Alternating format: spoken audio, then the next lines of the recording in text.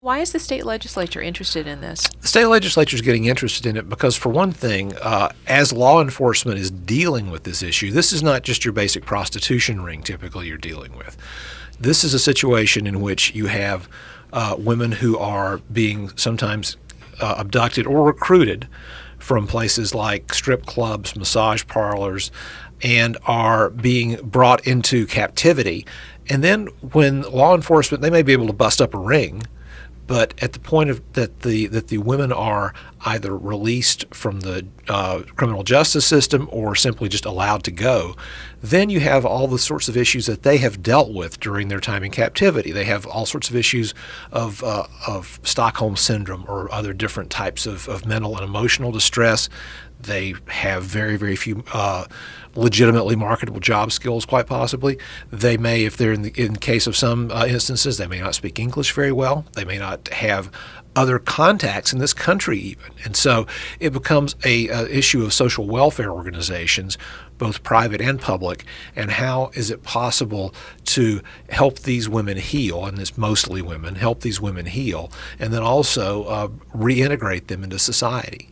Rick, are there nonprofits who are doing work specifically to help this type of victim? We mentioned one in particular in these stories, Redeeming Joy, which is the story, and it's the story of Joy Anderson and also of the woman who rescued her. And this is an organization based in Charlotte. There are some.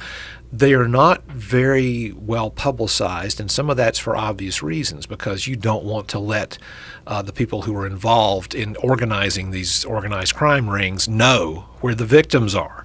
Secondly, there are not an awful lot of organizations that are really equipped to handle this. There are various religious organizations, churches, and the like. The Salvation Army is now trying to get involved in this, but their role essentially is to with the Salvation Army is to help homeless people who otherwise probably have pretty good coping skills, get them into society. But quite often women who have been involved in trafficking, especially some from very early ages, don't have those coping skills. They've always been dependent on their pimp, or they have been addicted to drugs throughout. They've been malnourished quite often. I mean, they're not in any sort of position necessarily to be able simply to have, a warm bed and a few meals and some spiritual guidance and then go out in the world. And so this is something that's really going to cause a demand for an awful lot of additional services. And so that's another reason why the legislature is involved, but it's why organizations like the Salvation Army are getting interested, but they're still trying to sort of grope around with how exactly you deal with this and how you help these women.